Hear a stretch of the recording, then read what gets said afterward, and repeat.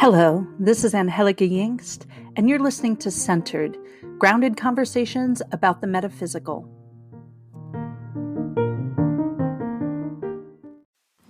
Hello and welcome to your Tarot, Earth, and Sky Medicine reading for July 2023. I am Angie Yingst, and I am your cruise director. Please enjoy the retrogrades of Venus and Chiron this month. They're both giving you the finger out of the driver's side window. Now I joke, but am I joking, really? Because we're in Cancer season. It's time to feel all the feels. So come on, get it out. Let yourself cry. You know, honestly, and this is just from my heart, I often think of the hard shell of Cancer before I think of the gooey insides. And that's only because every Cancer I've met, has a pretty tough outer shell. They really only show you their feelings, their gooey insides, when they trust you. And when they do show it to you, I'm just going to give you a word of advice. Hold it sacred. They will be vigilant about watching you and making sure that you are worthy of getting the gift of their vulnerability. And I have seen Cancers who will take it, and then they will turn what looks like on a dime, but really is after years of feeling betrayed by little hints of betrayal. And then you got to watch the fuck out. And I'm not saying this could happen this month, but we are mired in the soup of Cancer. And I'm just saying it could happen. Okay, maybe it could. I'm going to tell you a little story. I keep thinking of this phrase, don't cry. Because in the late 90s, early 2000s, I was living in a weird apartment in South Philly's Italian section, right at 12th and Tasker. There's an opera cafe across the street, and that's a cafe where all the waiters sing opera while they're serving you, if you didn't know. And you could hear them practicing Italian operas in the streets. All the windows were open, nobody had air conditioning. I was back in school after a hiatus. I got married, moved to the desert. And, while I was in the desert, I learned a bunch of stuff about me, but I hadn't quite applied it all yet. I'd come back to Philly to finish up my degree, and I was really beaten down by life. I was really broke. I had a failed marriage. I was living off student loans, working in a vegan cafe as a cook. My parents, had owned their second house by the time I was that age, by 24, and I kind of heard about it a lot. So I was confused about life. I mean, I had started school at 17, and I was a film major. And I really wanted to get back to my childhood love of writing and journalism. And when I went to school, I'd been encouraged to study something different than journalism, that the classes were kind of useless for somebody who already knows how to write, is what I was told. So I became a religion major, and I started taking classes outside of my major for prerequisites, right? Because I was like, all right, I'll just start with prerequisites until I figure it all out. And I took a figure drawing class. And I love that class. Oh my God. I wanted to be in that class 100% of my time. And one of the professor kind of grabbed me after class and said, Angie, you should really major in art. You're really, really focused. You're really good at it. And I said, I just have so much going on, and I can't imagine starting in a new school. I was in, all the prerequisites, add on, whatever. I was already in the honors college. I was taking 16 credits, and she just said, think about it. Maybe you can be a minor. Maybe you should just try it. And art has always been part of my psyche in my life. And that starts at the very early ages where my parents were like, okay, let's just send her to art school. So I went to like the Baum Museum in Allentown. They had an art school, and I took classes there. But, during that time, I was really healing a significant relationship trauma and pain, which I'm not going to go into right now, but my apartment was really small. It was kind of a studio. I just basically took it. The first apartment I saw, I took. It had no closets. I didn't know that until I moved in. So just one afternoon, I'm like lying on my bed reading a magazine of artwork, like one does, and I saw a painting, and it was basically abstract. I mean, it had layers. You could tell there was paint under white paint, like maybe pinks or something, or blue. And in very small script at the edge of the painting, it just said, don't cry. And I stared at it for so long. And it was like it took me back to my childhood when, I remember squeezing my hands because I had gotten hurt and I didn't want my parents to see me cry. I didn't want to cry. So I would just be like, don't cry, don't cry, don't cry. So it was like a mantra that I said a lot in my childhood. And one of it was, when you cried, my dad would get really angry. He just hated when kids cried.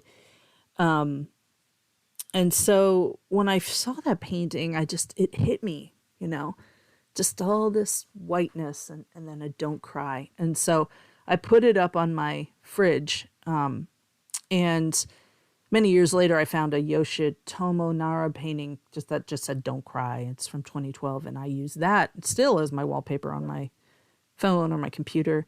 And I think it resonated because of that wound, the don't cry wound. And that simple phrase, the one my father said so many times and in his actions, the one I repeated in my head, because I was so damned emotional all the time, it just became part of my inner dialogue. Don't cry, Angie, don't cry, don't cry. So this phrase really was a phrase I took, and I ended up using it a lot in my artwork when I was rebelling against the way grief does its number. You can't not cry. And I couldn't suck it up, it just came out. And so crying was how I healed and how I felt things. Crying was my greatest gift. Crying really was the opening of my heart. And so I say this because crying is a gift this month. We're in Cancer season. We're going to be moving to Leo, which is very extroverted, bold, exciting. It really doesn't take a ton of time to cry. Honestly, Leo is not a big crier. So, Cancer is more inward, more introverted, and we end up moving in this early part of the month with the emotions very close to the surface. And at the end of the month, when we're going to have some retrogrades in some areas, it's going to kick us back into a place where we're like, don't cry, suck it up, be a man, grow some ovaries, or whatever abusive societal crap you say in your head. We're going to actively have to fight against that voice. So in the beginning of the month, just cry, damn it. Just cry, be dramatic, draw a bath, cry into the bath, write poetry about the salt water, linger in the melodrama of it all. Okay, it's okay. That's why we have bathtubs. So when I'm going to talk about the astrology, I just want you to have that. This is a time that you're allowed to work with and own grief and crying and weeping and being sad and feeling sorry for yourself, and not to the place of wallowing, but just to the place of acknowledging that being a human is freaking hard. I literally said this in an AA meeting this morning. We're just it is so hard to be a human. I mean, we're literally start suffering from the moment we come down the vaginal canal, it hurts, it's tight, we want to scream. And, it just gets worse from there, and sometimes we get overwhelmed with the amount of suffering we have to do. But in general, it's okay to sometimes take those moments to just cry. So we're not going to start that way in July, actually, because July starts with a Mercury cazimi in Cancer. So that's when Mercury and the Sun come together in alignment. And that cazimi is going to be really interesting. You're going to feel really supported with communicating well, because Mercury rules communication. And so the conjunction is really supported by Jupiter. And so these are really big ideas and a lot of abundance. Jupiter is a wonderfully opportunity-rich place. It's abundance giving, So we get to experience that. And then we have a lovely full moon on the 3rd, which is in Capricorn. So one of the things about Capricorn's full moons is they tend to be around sort of the ambitions we have, so work, our hobbies, it kind of inspires us to work on manifestation. And so that lunation is also supported by Jupiter. And of course, because Capricorn is ruled by Saturn, we're going to get that solid foundation and that, structure that we might need for it. So on July 10th, then Mars enters Virgo. And so that's going to give you extra confidence too, to stand up for yourself And then we see Mercury transiting to Leo on the 11th.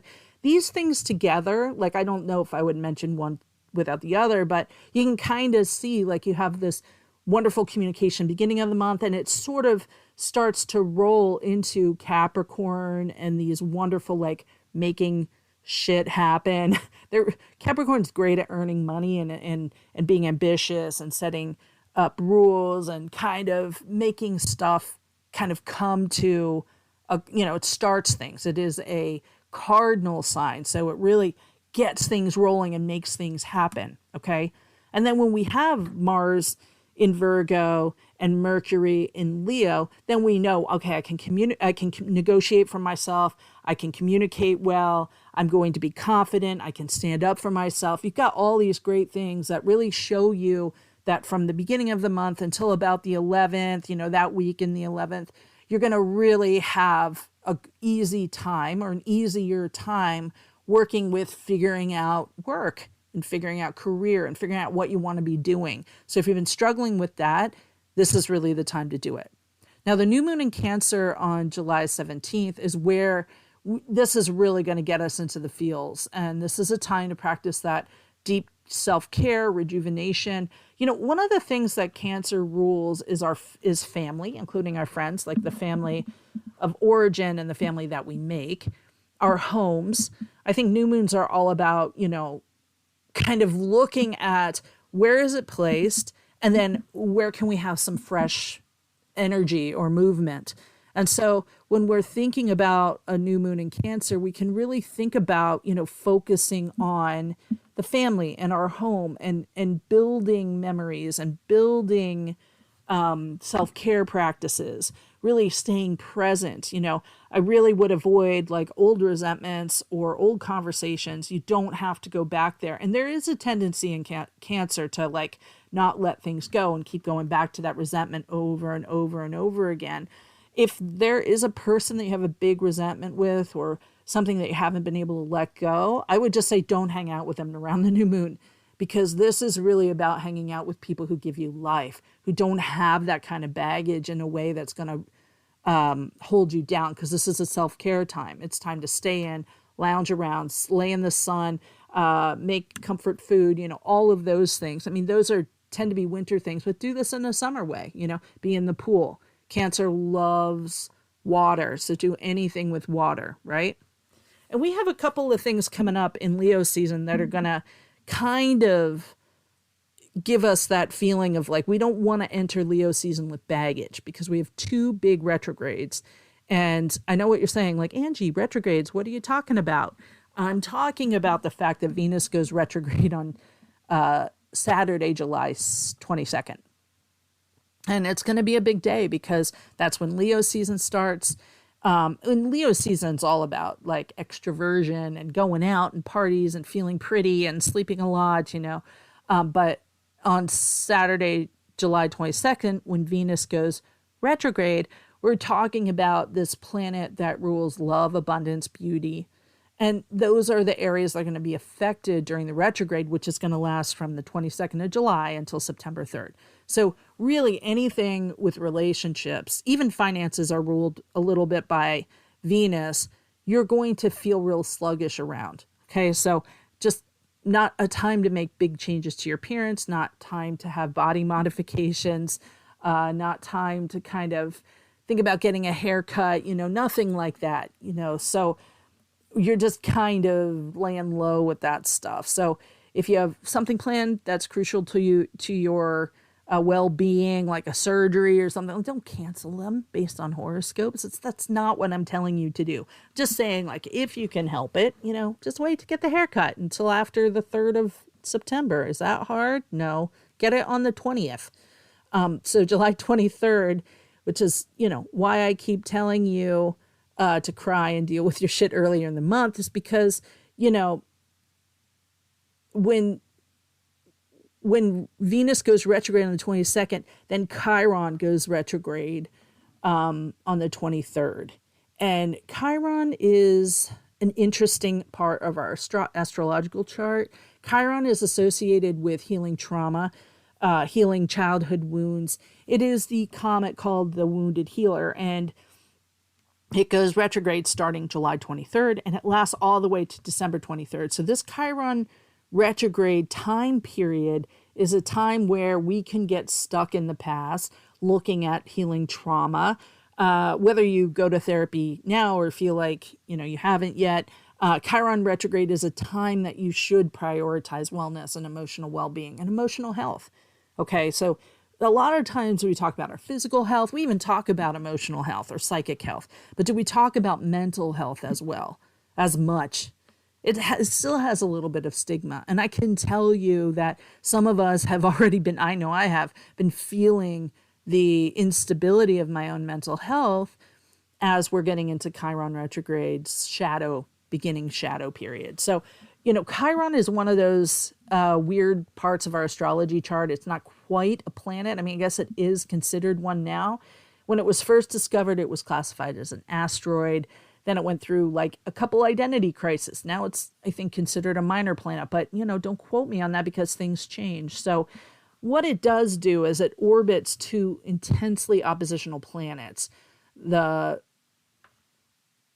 planets of Saturn and Uranus. So Saturn's all about the rules. It's very restrictive. It's about restrictions. It's uptight.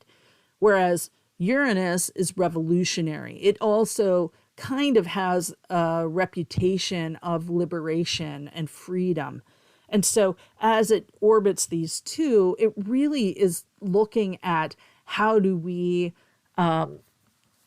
dominate our old dogma? How do we upend the paradigms in which we were living in? Okay, so there are times where I read a lot of memoirs and biographies and books about CPTSD, which means that I also get into contact with a lot of stories that are about children, about adults who are living with childhood abuse or childhood neglect or things like that. And I'm saying that because there are times when I hear those stories and you realize, like, when you are raised in a paradigm that is unhealthy, dysfunctional, abusive, we don't know any other paradigm.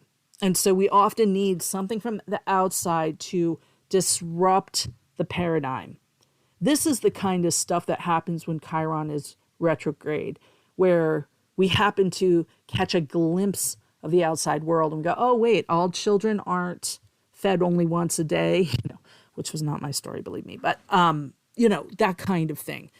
So we get to upend our own paradigms and we get to understand both extremes, both the extreme of Saturn, which wants to be super restrictive, and the extreme of the rebellious Uranus, which wants to be totally free, because there is a middle ground here. Okay. So, Chiron really is looking at our core wounds and how we can overcome them. And, of course, like I've told the story of Chiron many, many times. Chiron is really the archetypal teacher, healer, and wisdom holder. So Chiron was a Greek healer and philosopher who was a centaur. And so most centaurs were depicted as very animal, right? Very lustful and wild. But Chiron was like this exception who was modest and civilized and known for his medicinal skills. And so he was thought to be the teacher of all the heroes, the mythological heroes, like Heracles, Achilles, Jason, Asclepius. So he was thought to take them, teach them how to fight, teach them about medicine. And according to the myth, Chiron was teaching Heracles about using the blood of the Hydra as a poison. Okay, and he would tip it on the arrow and then shoot it at his enemy. So the thing about this was Heracles is practicing, he accidentally shoots Chiron, and the painful wound can never be cured. And Chiron is immortal, so he continued to work to heal the sick and the injured, and then he would spend time searching for the cure to his own illness, like to his own suffering. And so just because we're helping others doesn't mean we have to be healed or that we can heal ourselves. And, in recovery in AA, one of the things that is said is, in fact, we can't heal ourselves. We can't cure our alcoholism. We cannot keep ourselves sober. So that's the myth, is that like, oh, I have to be perfect to do healing work, or I have to be completely healed before I'm healing others. And so Chiron comes in basically as the archetypal wounded healer. Even though he got the wound, he can still heal others. He may not be able to heal his wound. And so this is really a point of shame and contention for many healers in our community of, energy healers and metaphysicians, that, my wound, your wound, each of us has a wound that doesn't heal, whether it's physical, chronic, a wound of not fitting in, a wound of standing out, a wound of being ignored or neglected, or having your heart broken, or compromising your values. We kind of look at that wound and we ask, Chiron basically, how do I continue to heal with this wound? How do I soothe this wound? How do I make it a scar rather than an opened weeping wound where I'm bleeding on other people? And so once we become aware of the wound, then we don't bleed on other people. And that's really what Chiron does, right? It shows us where the wound is. It shows us how to live with the wound, but it doesn't promise that we're going to heal the wound. And so it feels very sacrilegious to talk about having a wound that may not heal. And some of us have wounds from childhood that'll never heal. We're never going to be able to give you back your childhood. You're never going to be able to give you back the trauma of being, after being at war, for example. But, we can learn to live with it. I'm never going to get over my daughter dying. I'm always going to feel like that was unfair.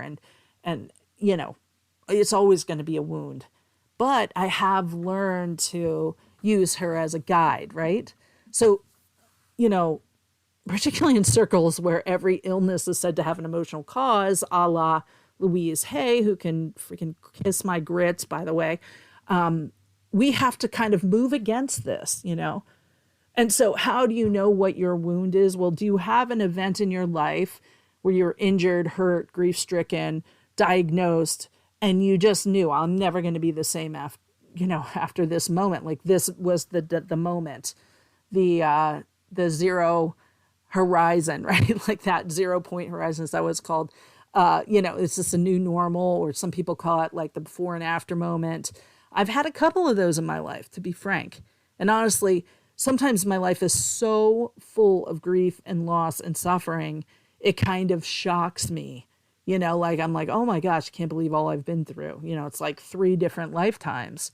But it isn't. It's one lifetime. I'm just like an ordinary person next door, and all of us are, right? We're all just people, and suffering is part of our humanness. Okay, so one of the things we have to remember is like, life is suffering, it's hard to be a human. Okay, so we can never take away our childhood abuse, but we can change our feelings about it. If we've had shame, if we've held shame and pain, we can let go of the shame. We can realize we're a victim. We can see ourselves as as part of a pattern of abuse. That doesn't mean that it was okay that happened, but that we have like that childlike understanding changes to an adult understanding. But when we're wounded, we tend to stay at that same age, right?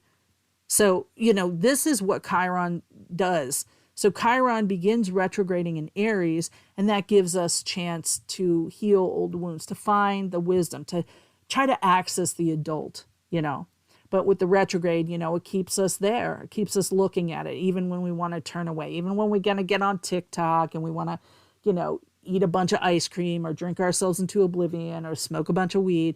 That's the point. Like we have the gift of being able to look at the past in Chiron retrograde. But remember that, our instinct is to sedate that part of us, to numb it. So many of us, not all of us, some of us aren't born with an addictive bone in our body, but those of us who are, recovering addicts or alcoholics, we tend to be like, well, I don't know. I could still use some ice cream right now, or I could still use scrolling on the internet. And that's not a bad thing. We have to know why we're using something. And I like to say, there's a mindfulness to it or a mindlessness to it. When we're mindful about why we're scrolling TikTok or why we are indulging in, over drinking or overeating or whatever, cool. And then do it. Tonight I'm really bummed. I'm going to just have some ice cream, watch a good Netflix doc and go to sleep early. We can sometimes know, like, I'm trying to avoid that deep feeling. It's too much right now, but then we go back to it. Right? We're not going to do that forever. And that's the point. So combined with Venus retrograde, this Chiron retrograde is going to be a really good time to find closure in past relationships, especially painful ones that have slashed our confidence, ones in which we were injured. Okay. So it isn't a time to have the hard conversation though, but we can start to do our work around it and look at our side of the street, right? We're not worrying about anybody else's streets. Not anybody else's garbage cans out on the curb. What we're looking for is cleaning up our yard, our side of the street. So every aspect of a planet or astrological situation is there for a reason, okay? It's not like, oh no, we have a retrograde, can't do anything. No, retrogrades are there for us to do the internal work. But because we're so triggered at those times, because we can sometimes get snagged up in spiritual confusion or find some hookable places, they can be difficult because we do want to blame other people. Retrogrades get us, we're kind of in a loop, right? It's an illusion that the planet's moving backwards. It's more like at a standstill from our point of view. And so we can get stuck in this storytelling. So that's why feeling the feeling is important. We're going to have to learn how to self-soothe during retrogrades. And the Venus retrograde with Chiron retrograde together is a perfect storm, So just know that we can get triggered, especially around our unhealed wounds around relationships or abandonment or fear or trust or, any of those things. So Chiron retrograde is a good time for therapy. It's a good time for extra support. It's a good time to be with friends who don't trigger you. Just use Chiron retrograde as a reminder to prioritize wellness, self-care, your emotional and mental well-being for the rest of 2023. Okay. And, the last thing that happens in July then is Mercury enters its home sign of Virgo on the 28th, which is really a great time to then have some communication with people. This is a good time. If you need to talk about stuff and it can't wait till after Venus retrograde, then pick Friday, July 28th. Okay. Things just become easier. So just to recap, here are your dates. We have a full moon in Capricorn on July 3rd. Mars enters Virgo July 10th. Mercury enters Leo July 11th. The new moon in Cancer is July 17th. Venus goes retrograde in Leo on the 22nd, and Leo's season begins on July 22nd. And then Chiron goes retrograde on July 23rd, and Mercury enters Virgo on the 29th. So, you know how this works. I do the sky reading or the astrology, and then I kind of think about some earth medicine. And what I do is I actually pick cards, okay? Just to keep it really simple. So we have a wonderful card for this month. It's the 9 of Cups. So if you've taken my tarot class, this is called the wish fulfillment card. While others call it the wish fulfillment curse, I call it the wish fulfillment card. It is what it is. Basically, this is the card that says, what do you want? I'm your genie. I will answer. I will give you whatever you want.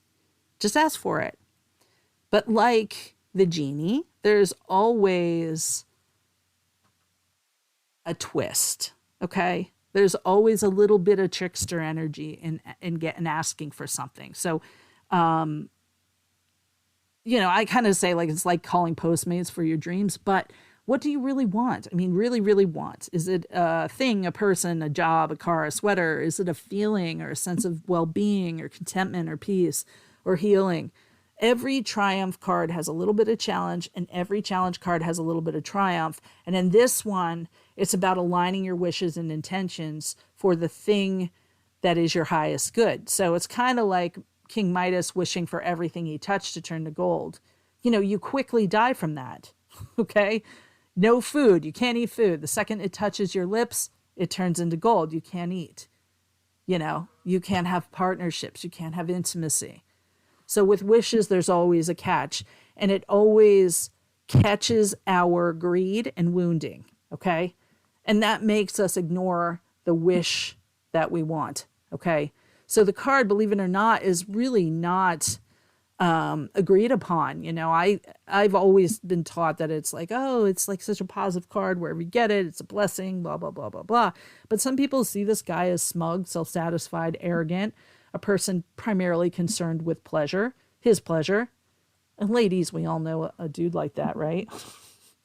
Marcia Messino, the tarotist, calls this card the wine, women, and song card, which I love. But it really is the card that brings good health, wealth, and enjoyment.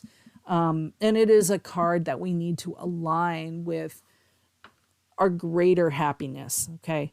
So these beautiful cards of happiness and contentment and wishes and abundance and manifestation are really about like, hey, let's look deeper. Like, what is it that I'm really asking for? Maybe it's like, hey, I want more money in the bank. Yeah, okay.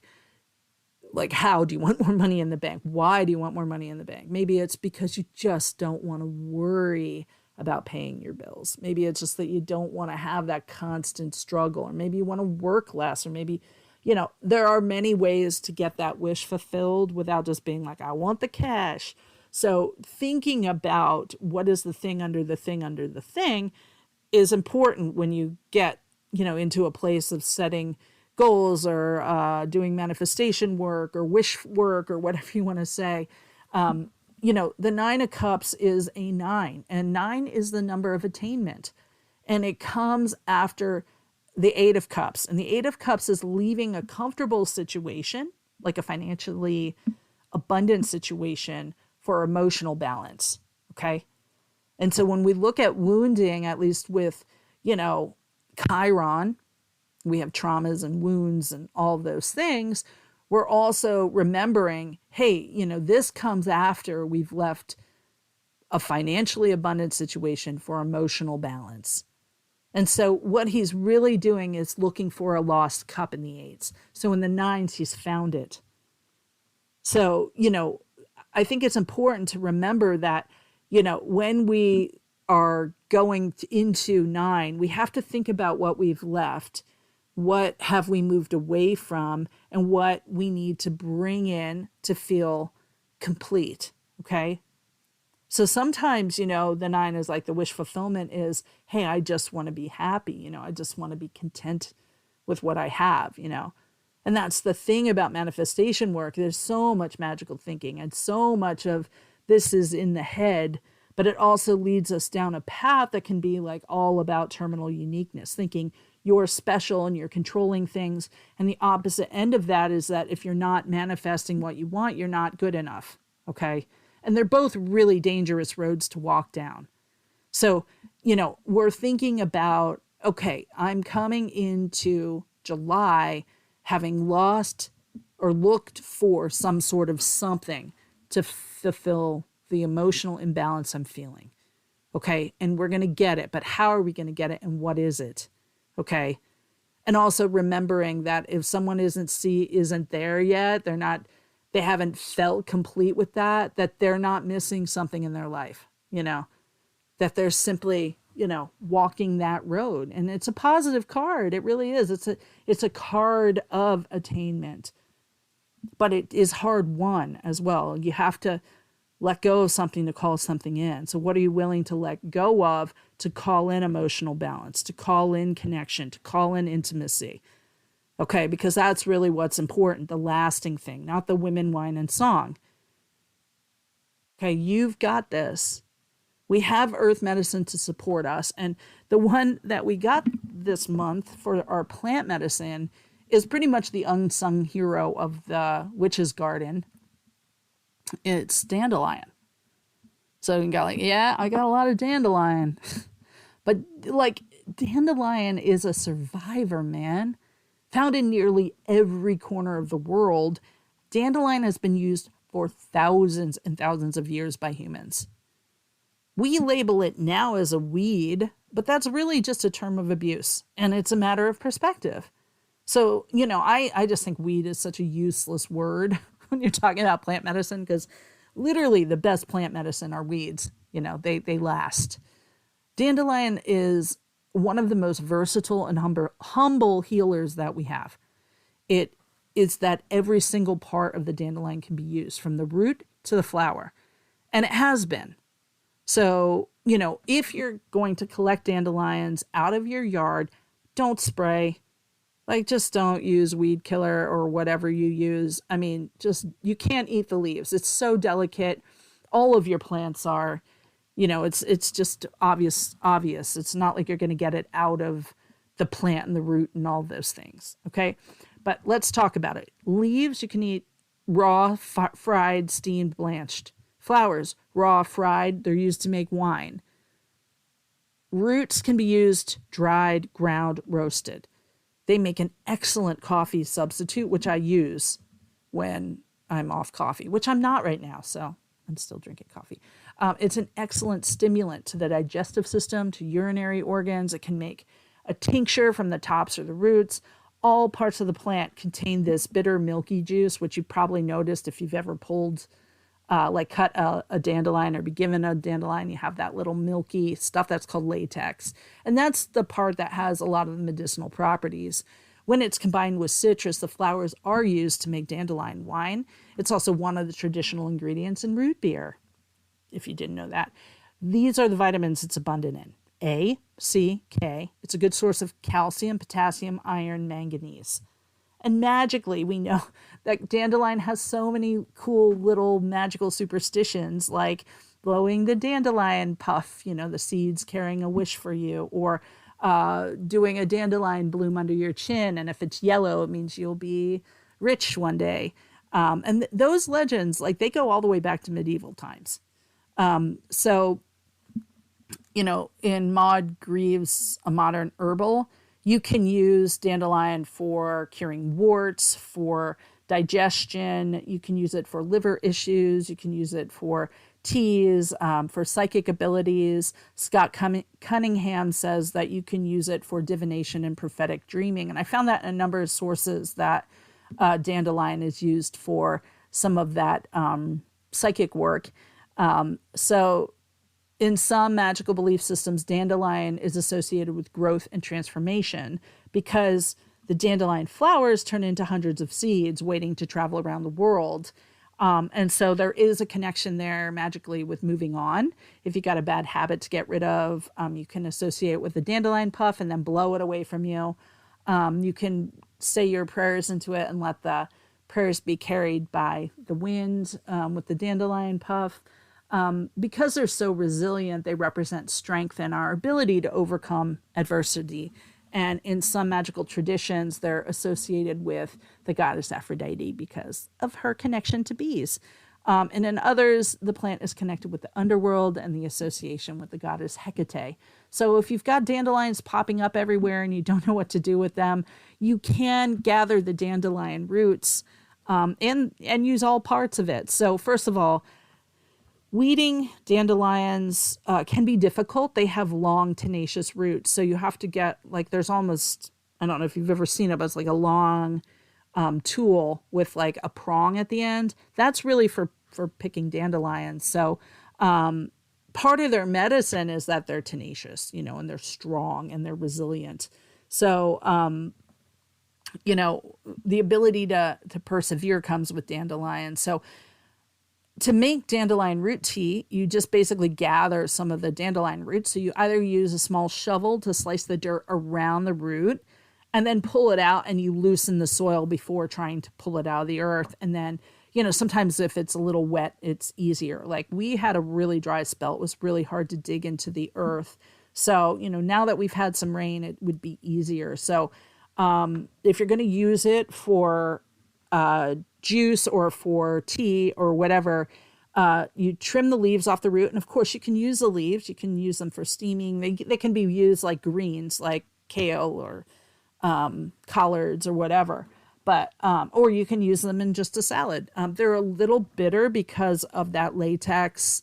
That just makes it a little bitter, but some people love it. I struggle with eating dandelion roots. I struggle. I sometimes will juice them, and that I will mix with, more sweet juices that will kind of cut the bitterness. But remember to clean the roots really, really well. It's going to be super dirty, obviously, full of soil. So I put them in strainers, remove all the dirt and soil, pick off the fibrous stringy bits, rinse them again, and then I roast the roots. So I put them in a roasting pan or on a cookie sheet at like 355 for 40 minutes.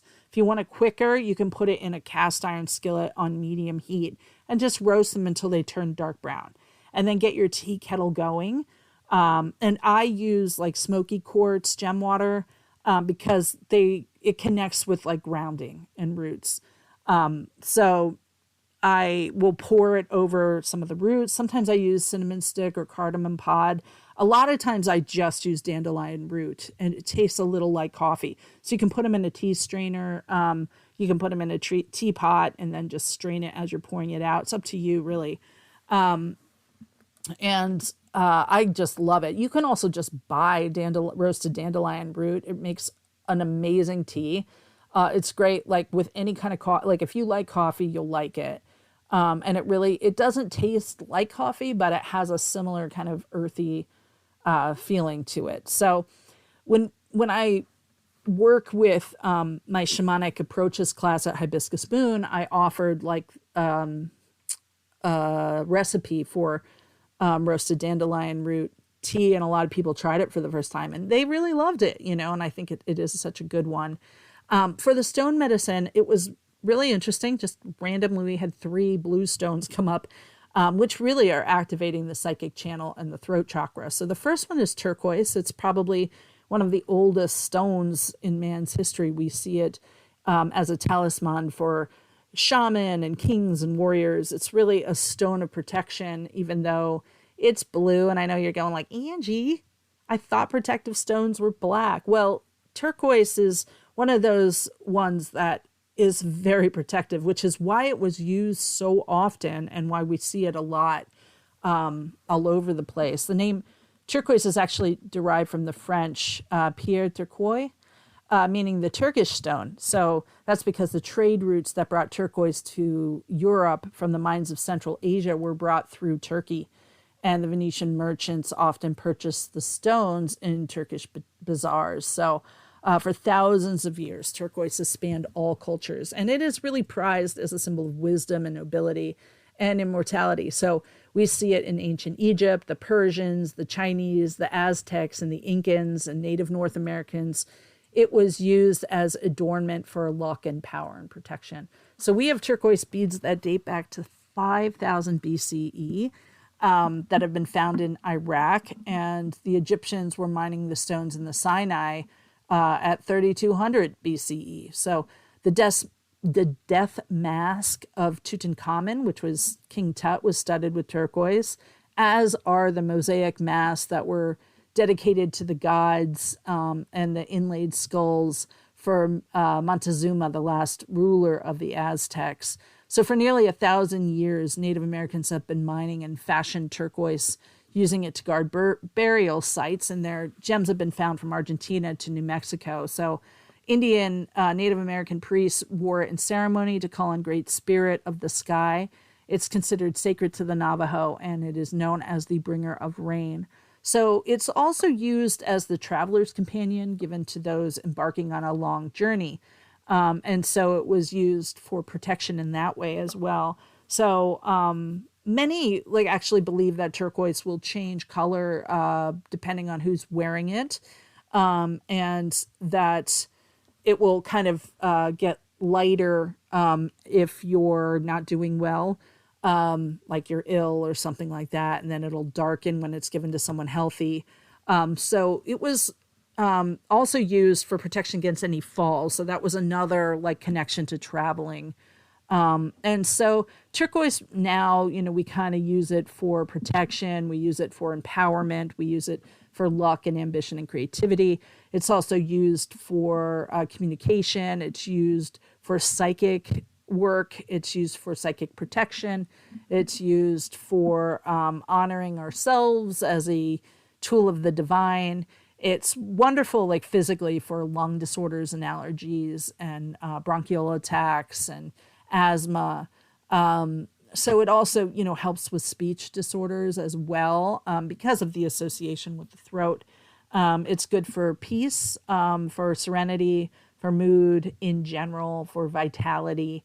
So we use it a lot, though, for dispelling negative energy. It's great as like it does double duty in that way, especially when you're trying to speak your truth and you're kind of afraid to do it, or you're saying it to someone who can be attacky.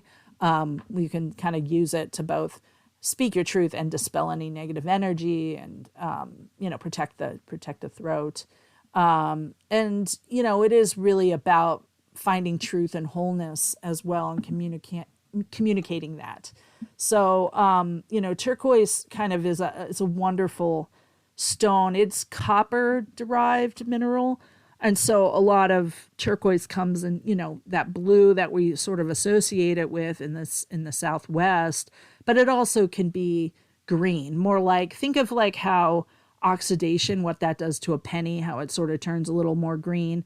That's why the colors of copper derived minerals change, and they're different. So blue or turquoise really come from Arizona being one of those places.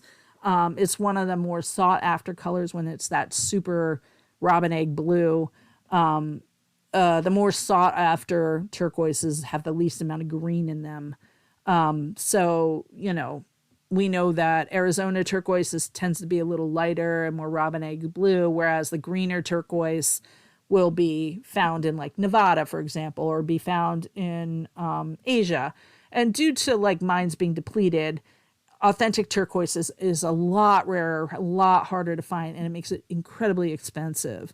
So there's a lot of fakes out there, and a lot of people say like, how do you know when it's fake? Well, it just takes time. Like sometimes they reconstitute it, meaning they put a little bit of turquoise in to like resin and make it. So you can poke a hole in it by heating a needle or something like that. Of course, like if you do that, you're going to have a hole in your turquoise. Sometimes they're howlite. Sometimes it's even hard to tell whether it's like chrysocolla or shattuckite or turquoise. And someone that I know says, that turquoise is harder and not bony, chalky, sticky to the tongue. So just like lick it if you're confused. Chrysocolla will be a little more bony, chalky, or sticky. Okay. So the next stone is blue lace agate. Blue lace agate is a variety of banded chalcedony, which is a mineral of the quartz family. And so chalcedony is like it's basically both a type of crystal, and it's an umbrella term for all crystals that are this microcrystalline quartz. So you have jasper, agates, and chalcedonies. Agates are banded. So they're banded, and that makes them an agate. Otherwise, it would be a blue chalcedony. Same mineral. You're going to get a lot of the same properties, a lot of the same like coloration, but the blue lace agate has a predominantly light blue color, and it's striped with either brighter blues, whites, sometimes even brown. Sometimes it has like a druzy on it, so little crystal points. So the silicate is like really layered in appearance, and it has almost a circular design, so it kind of looks like flowing water. And blue lace agate is not exactly a stone of protection. It has a calming energy. It really raises the vibration, elevates the consciousness, but it's not exactly protective. It is the stone of communication. It's really great for working with the throat. It provides clarity of thought, unwavering intent in what matters most. Okay, so it opens and clears the throat chakra. It is called the stone of the diplomat because it assists in communicating difficult ideas. It's great for communication with guides and angels. It's calming, it's centering, it's easy to find. And so it's great for introverts, helping them speak their truth without compromising their values. It also helps us when we are identifying like negative speech patterns or wanting to keep the dialogue more positive, for example. It's really great. I use it a lot for clear thinking and clear speaking. the clarity part is important. So it's been used again for many centuries. It was discovered among artifacts with the Neolithic people, so it's been going back to Babylon. And so we really see blue lace agate as one of those go-tos for the throat, and we use it a lot in crystal healing for opening the throat, helping someone speak their truth. Also speaking in public, it does all that. It's very calming and soothing, and physically it works with like swollen glands, aching throats, can help with thyroid problems. It can help with fevers and things like that. It's very cooling. So if you are having some like system-wide inflammation, blue lace agate's very good for cooling that. It's good for tension headaches. It's good for high blood pressure. It's really good for fevers, like I said. And so it is a great ally. It's one that is like you must have it in your crystal healing first aid kit. Now, the third stone is Lapis Lazuli. Lapis is really highly regarded because of its color. It has been traditionally used as the blue in ultramarine paints, like the color ultramarine. It comes from the Latin lapis, which means stone, and the Persian Isward, which means blue. And so is this rock that's actually formed by multiple minerals. So it's not traditionally considered a crystal.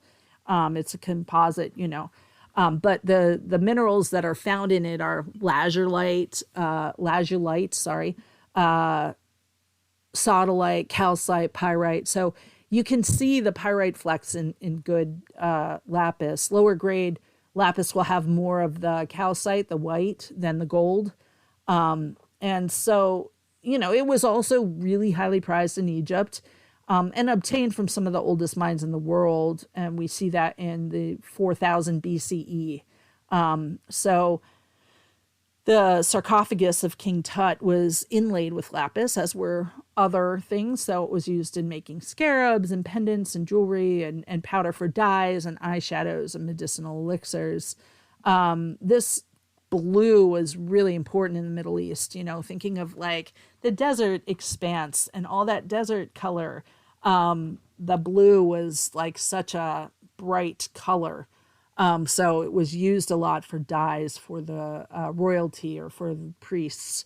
So, in pre-Columbian America and in ancient Persia, it was really a go-to for protection. And so there's so much I can say about lapis. Lapis is known as a stone that's activating the third eye. It's activating the throat. It has pyrite and calcite in it, and it is great for thought, memory, clarity, learning. It's a stone of self-knowledge. It's a stone of meditation. This is a stone for accessing past life and karmic information, as well as Akashic records. So it's traditionally been used for third eye, dream work, all that kind of stuff. It's also excellent for journalists, writers, psychologists. It stimulates wisdom and good judgment. It aids with analysis for historians or for lawyers or for inventors or writers. It really is like that crystal that we go to for higher mind and intellectual ability. It is a crown chakra and third eye chakra stone. Because it's a stone of truth, lapis is often worn or used when you are doing that work, of like looking at the self. So you can really use it during this time when we're looking at Chiron retrograde and, some of the other medicine that we're working with. Lapis is really good for temperamental teenagers or children with autism or attention deficit disorder. Lapis activates dreams, and I think the hardest part of lapis right now is that lapis is coming from Afghanistan. That's the most prized lapis. And so in spite of it being one of the poorest countries in the earth, geologists value Afghanistan's mines at approximately $1 trillion just because of their lapis. And so because it is now considered a conflict mineral or a mineral with blood on its proverbial hands, and Taliban control Afghanistan's cherished lapis lazuli mines, we really have to watch like where we're buying lapis. And there's a lot of teachers and crystal people who basically say like, I don't think you should be buying any lapis because it goes right into the pockets of the Taliban, and it goes right into the pockets of the corrupt government, you know. So it's not new. I mean, honestly, this has been going on since 2016 and before. And my teacher, Hibiscus Moon, has been blogging about it since that time. When I worked there, we had to change our curriculum, like what we asked people to use, because we used to ask them to use lapis in a couple layouts, and now, you know, we had to change it at the end, just basically saying like, no more lapis, don't buy it, even if it's old stock, because it does create a void and a demand in the supply system. So that shop owner will buy a new piece of lapis. Oh, lapis is really popular, I'm going to go get some more. So you can use sodalite as an alternative to lapis. And a lot of people can't tell the difference between lapis and sodalite. So, you know, use sodalite or lazulite if you can get it. That's not from Afghanistan. And just know, like, if you have lapis already, like, it doesn't make sense to get rid of it. Like, I have a bunch of pieces of lapis that I've had for a very long time, and I'm going to just keep it and keep using it, you know, because I already have it. So, yeah, so just use it if you have it, or use sodalite or another blue stone as a replacement. Okay, now for the animal of the month. So I had a really interesting experience pulling the animal of the month because I just, you know, I have all my decks that I usually use kind of out because I do a lot of readings. And I just grabbed the deck, and I was using Susan Seddon-Boulez's deck, like it's all her paintings, and there's a brief write-up on the back by someone else. I'm going to look so I don't... no, it doesn't say who they're from. Who wrote them? Who knows? Text by John Nagiecki. Nagiecki. Anyway, it doesn't matter. There's no, like, card back, okay? The back is, like, the writing about the animal, and the front is the painting. So I always close my eyes when I shuffle this deck. So I closed it, and I just shuffled till I had a jumper, which honestly was pretty soon into shuffling. And turns out I grabbed a goddess deck because they look very similar when they're not in their boxes. And so the card that came up was Isis Osiris, and the gorgeous image on the front was like grieving Isis holding Osiris. And, you know, because we're in our fields right now in Cancer, I felt like I really had to mention this. So in ancient Egypt, Isis was among the oldest of the goddesses, and she's the mother goddess, the giver of life. She's also considered a lunar goddess who gives birth to the sun, and she is the goddess of medicine and wisdom. And so Osiris is her brother and her husband. So when Osiris was murdered by her brother Set, Isis searched for and found Osiris, revived him, and conceived their son Horus. Okay. And then Set again killed Osiris and scattered his body, you know, into 14 pieces, like all over the world. And so Isis hunted down every piece except for the penis, which she couldn't find. And in order, she gave each piece a proper burial. And so she becomes the goddess for burial and death rites. And Isis is a universal goddess, meaning she represents all aspects of womanness, from maiden, mother, and crone. So her cults in the Mediterranean really transcended Egypt, and Isis became a goddess cult in and of herself because she overcame death itself, you know. But she grieves. So her tears, the ones that fell when Osiris died, caused the Nile River to flood. And so the festivities around the flooding of the Nile each year were originally named the Night of the Teardrop, and they're in remembrance of the extent of Isis' lamentation on the death of Osiris. So her tears were so plentiful, they caused the Nile to flood. And so now that's celebrated every year, even by Egyptian Muslims, and it's called the Night of the Drop. And so Isis, in many New Age and spiritual circles, is seen as a spirit guide or an ascended master, as the one for rebirth and reincarnation. And so as such, she is a guide for understanding one's own past lives. And that came up, and I felt like it was maybe an important part of Chiron's healing, is looking at early parts of our life, or looking at times where we felt like we died in some way, you know. So Isis' role in afterlife belief is based on that myth of Osiris. She's said to restore the souls of deceased humans to wholeness. So she would do that for us. She also acts as a mother to the deceased, and she provides protection and nourishment. As I thought about Isis and her connection to our own lives and cycles, motherhood and grief, I thought about her beautiful like art depictions. She's always shown in blue with wings of a kestrel or kite. And as an aside, so many of her images, the images of Isis and her son Horus, and then her mourning Osiris, became part of the art iconography of the Virgin Mary. And so you see some of these Isis pictures in the different cults in the Mediterranean that followed her.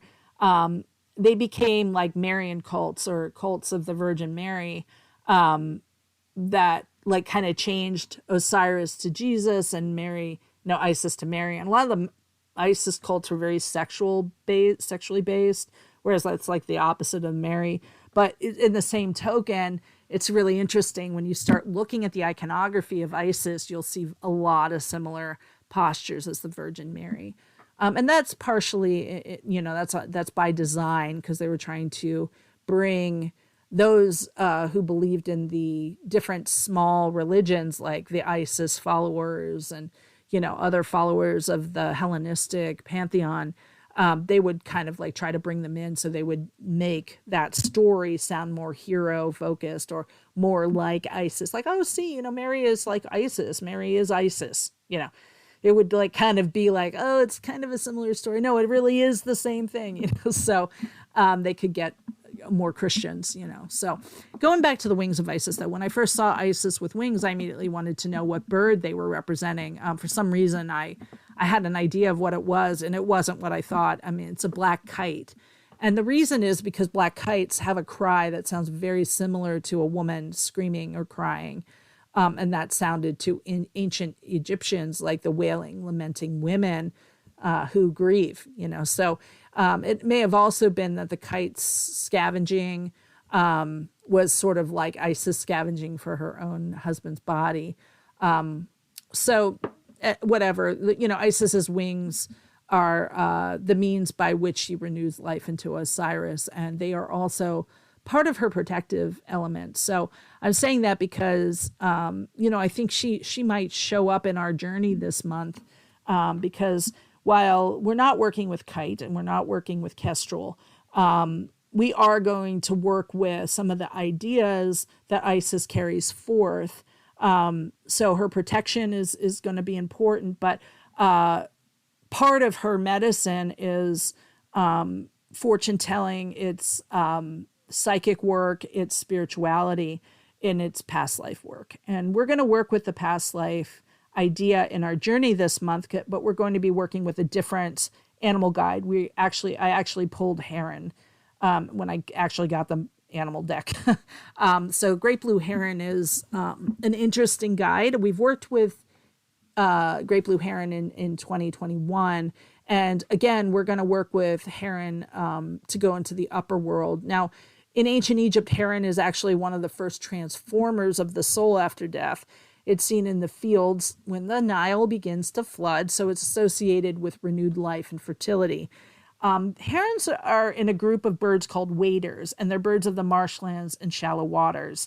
So they're a member of the stork family, but they're different than, there's storks, there's herons, there's egrets, These large birds are really distinctive in appearance because of their blue feathers, which range from like a slate gray to a deep blue, and they have long, thin legs and long necks and sharp bills. And those who work with Great Blue Heron can use those features to their benefit. So legs can help one ground and explore the earth, and they really balance beautifully. They have an ability to progress and evolve. And so the legs represent the deep emotions we wade into and on our journey. Herons have a strong presence not only in Egyptian mythology, but also the Aztec. So they're associated with the god Huitzilopochtli. I hope I pronounced that right. I think I put the accent on the wrong place, but it was considered, the incarnation of the sun. And the shamanic writer Wolf's Moon notes that in many Native American practices, Heron deals with aspects of life after death and connects us to the place that our souls journey to after our physical body dies. So in this month's journey, which you get if you're part of my membership group, we kind of work with one animal for the month, and we kind of talk about the medicine, and I take you on a guided journey with that animal. So we'll be traveling to the upper world to meet with Isis. We're going to talk about our past lives and meet with our ancestral guides for messages on why we're here, what we need to heal. Some of that medicine of Chiron, what is it about me that I'm going to always have to deal with, which wound and why. I thank you all for all your messages and support. I know it's confusing to some people. I said I might not be seeing clients for a while. And that's true. I am taking a break from seeing one-on-one clients. I'm a little burnt out. I can't write books. I can't make classes if I don't have the time to do it. So I'm taking that time right now. That doesn't mean I'm never going to do that again, but it's going to shift and change. So, yes, I've gotten a lot of emails saying, "Oh, but I wanted a session." I'm not making exceptions right now, and I just hope that you can understand. But there are so many great healers out there, and I know you'll find someone until I'm back on the chain gang. So, thank you all for your messages and for your love and supporting my journey with my own mental health. I appreciate it. So, if this podcast resonates with you, please pass it along. And hopefully it brings some healing to your world and someone else's. Thank you so much.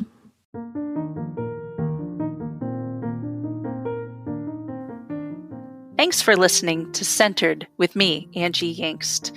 If you'd like to send me a question or comment about this show or any shows, you can send them to Angie@themoonandstone.com.